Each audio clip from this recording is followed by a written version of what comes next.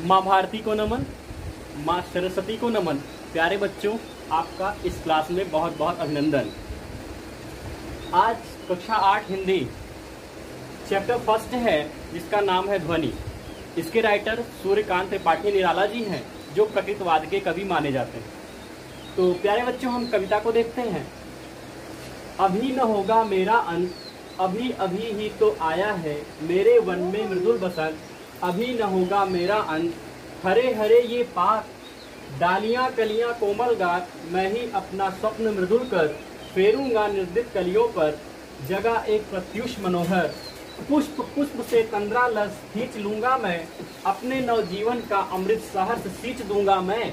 द्वार दिखा दूंगा मैं फिर उनको, द्वार दिखा दूंगा मैं फिर उनको, है मेरे वे जहां अनंत, अभी न होगा मेरा अंत।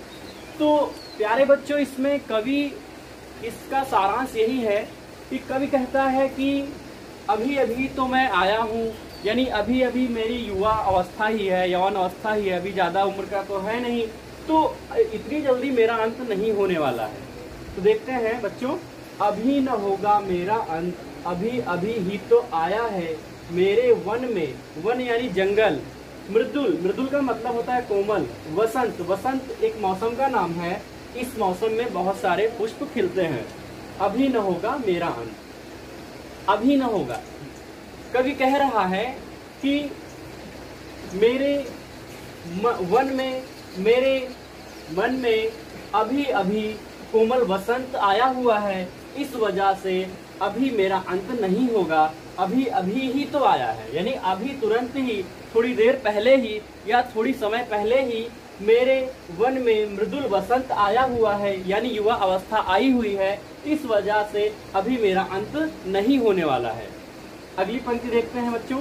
हरे हरे ये पात, डालियां कलियां कोमल गात, मैं ही अपना स्वप्न मृदुल कर, स्वप्न यानी सपना, मृदुल, मृदुल का मतलब होता है कोमल, मृदुल का मतलब होता है कोमल।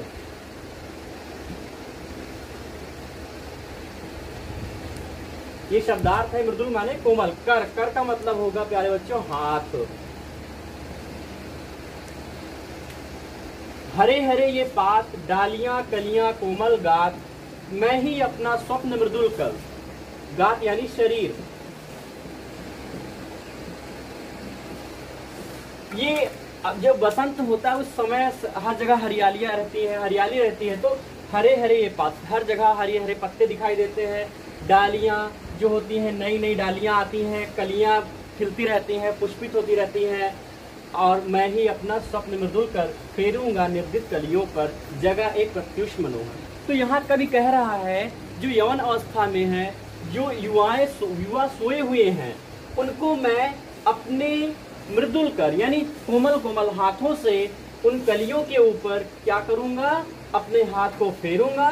प्रत्युष का मतलब होता है सवेरा, और उनके मनोहर सुंदर सवेरे को मैं जगा दूंगा।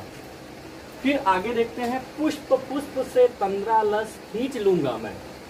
पुष्प पुष्प से तंद्रा लस, तंद्रा लस के आशय हुआ यहाँ पे आलस्य से होता है, यानी जो सोए हुए हैं, आलसी हैं, जो बहुत देर से सोए हुए हैं, अपने नव जीवन का अमृत सहर्ष सींच दूंगा मैं। सहर्ष यानी हर्षपूर्वक, खुशी से,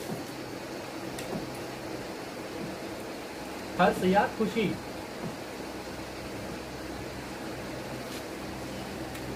पुष्प पुष्प से यानी जो फूल हैं, उन सारे फूलों से मैं आलस्य को खींच लूंगा, यानी फूल का मतलब यहाँ पे हम लोग फूल से ही नहीं लेंगे, फूल का मतलब उन्होंने तुलना किया, उन्होंने बताया है कि जो युवा अवस्था में लोग हैं, यौवन में हैं, वो सब सोए हुए हैं, तो मैं क्या करूंगा, उनके आलस्य को, उनको आलस्य से जगा दूंगा, अपने नव जीवन का अमृत सहर्ष सींच दूंगा मैं अपने खुद के नई जो उमंग है, जीवन है, उस जीवन रूपी अमृत से मैं खुशी खुशी उनको भर दूंगा, सींच दूंगा यानी भर दूंगा।